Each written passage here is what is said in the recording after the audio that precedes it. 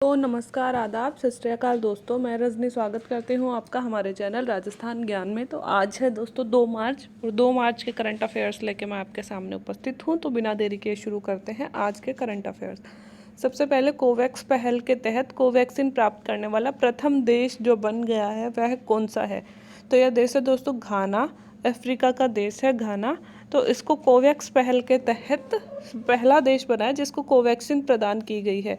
तो अब कोवैक्स पहल तो मैंने आपको कल परसों के करंट अफेयर में पढ़ाई थी कि कोवैक्स पहल क्या है। यूएन की एक पहल है जिसके तहत वो कमज़ोर जो अर्थव्यवस्था वाले देश हैं उन तक कोवैक्सीन पहुंच सके, इसके लिए एक मिशन चलाया गया है ताकि जो ताकतवर देश है, पैसे वाले देश हैं, वो कुछ डोनेट करें और जो वैक्सीन है उसका ज़्यादा निर्माण किया जा सके और गरीब देशों तक भी उनका समान रूप से वितरण किया जा सके। इसलिए कोवैक्स पहल चलाई गई है। और कोवैक्स पहल के तहत जो पहला वैक्सीन प्राप्त करने वाला देश बना है वह बना है घाना। FATF ने दोस्तों फिर से लिस्ट जारी करी है और फिर से पाकिस्तान को इस लिस्ट में इसमें कौन सी लिस्ट में रखने का फैसला किया गया है? FATF ने तो ग्रे लिस्ट में ही रखने का फैसला किया गया है। पाकिस्तान लगभग 1 या 1.5 साल से ग्रे लिस्ट में ही है।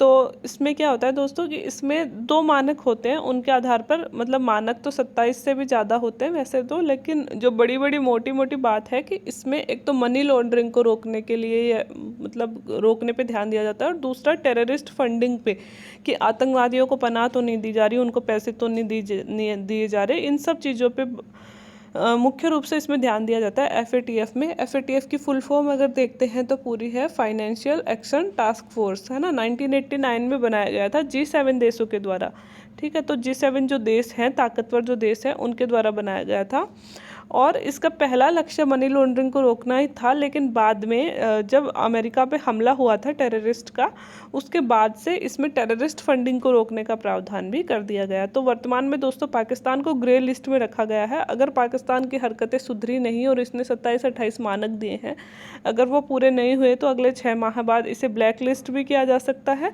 और अगर ये सही हो जाता है, मतलब इसको जो मानक दिए गए हैं अगर उनको ये पूरा करने में कामयाब हो जाता है तो इसे ग्रे लिस्ट से बाहर कर दिया जाएगा।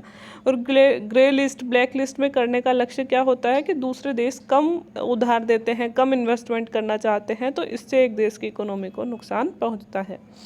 लाल लकीर मिशन क्या है? तो सबसे पहले तो दोस्तों लाल लकीर मिशन चलाया कहाँ गया है? तो पंजाब के कैबिनेट ने यह प्रारंभ किया है और यह ऑब्वियसली पंजाब मंत्रिमंडल ने पास किया है, तो पंजाब में ही चलाया जाएगा। इसके तहत क्या होगा? इसके तहत आने वाली ज़मीनों, घरों, निवास स्थानों तथा अन्य इलाकों की मैपिंग की जाएगी।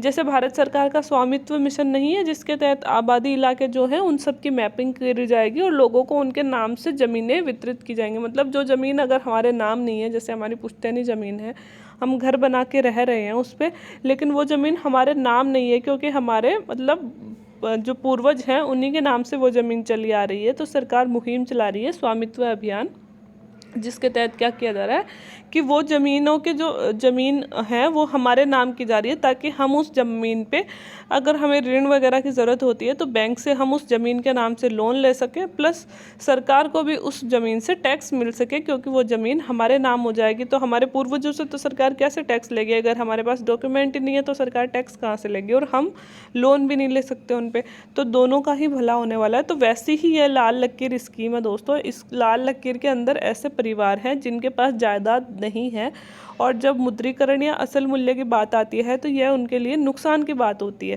मतलब वही है कि उनके पास में जो ज़मीन है, मतलब जो मान लो उनका घर है वो पुश्तैनी है, उनका नाम नहीं है, तो अगर उनको लोन लेना हो, उधार लेना हो, तो वो कुछ तो चीज़ दिखानी पड़ेगी ना, तो वो उनके पास फिर वो ज़मीन काम की नहीं रहती है।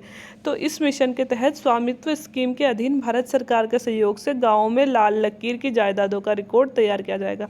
एक्चुअली क्या हो रहा है कि जो स्वामित्व अभियान है वो केंद्र सरकार का अभियान है। इसमें जो आबादी भूमि होती है उसमें क्या होता है कि उसमें आबादी भूमि वो भूमि होती है जिस ज़मीन पे हम रह रहे हैं बट वो ज़मीनें हमारे नाम नहीं है।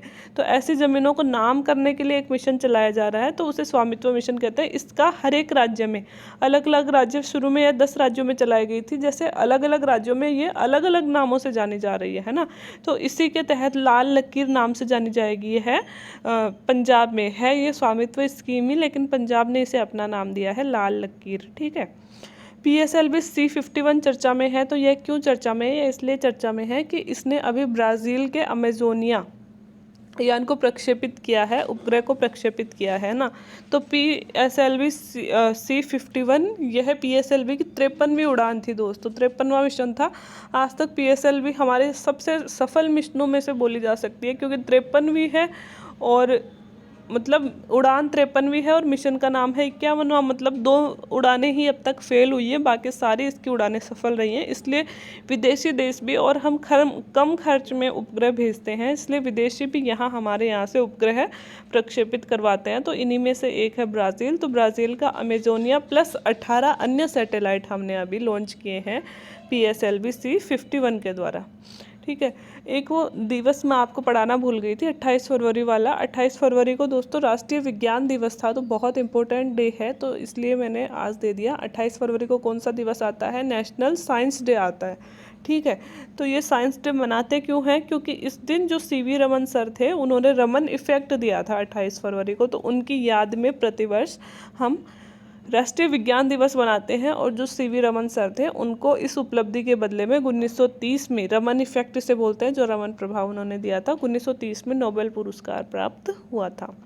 दोस्तों एक ग्लोबल ब्रांड है डेनिम, जो हम जीन्स पहनते हैं डेनिम की, तो उसका ब्रांड एम्बेसडर हाल ही में भारतीय किसी अभिनेत्री को चुना गया है। तो वो अभिनेत्री कौन है? वो है दीपिका पादुकोण जी। न केवल इंडिया का ब्रांड एम्बेसडर, बल्कि पूरे ग्लोबल ब्रांड एम्बेसडर, पूरे विश्व का ब्रांड एम्बेसडर डेनिम को इन्होंने चुना, डेनिम ने इनको चुना है। तो ये अभी हमारे लिए प्राउड की बात हो सकती है। एक दोस्तों जो जम्मू कश्मीर की पीपुल्स डेमोक्रेटिक पार्टी है, जिसे अपन PDP भी बोलते हैं, इसका लगातार 5वीं बार अध्यक्ष किसे बनाया गया? तो आप सबको पता है, महबूबा मुफ्ती कई सालों से इसके अध्यक्ष रही हैं। तो फिर से एक बार PDP का अध्यक्ष महबूबा मुफ्ती को बना दिया गया है। तो दोस्तों ये थे हमारे short and sweet current affairs. उम्मीद है आपको अच्छे लगे होंगे। अच्छे लगे हों तो वीडियो को लाइक कर दें, चैनल को सब्सक्राइब कर लें, और जिन भी दोस्तों को इनकी ज़रूरत है वहाँ तक इसे पहुँचाएँ। Thank you very much.